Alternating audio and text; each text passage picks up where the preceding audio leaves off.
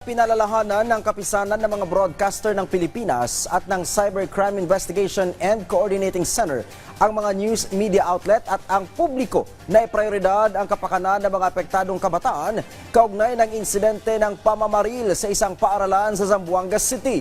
Paghihimok ng KBP sa lahat, protektahan ang mga kabataan sa kanilang pagkakakilanlan, respetuhin ang mga pamilya ng biktima at pairalin ang pagiging makatao.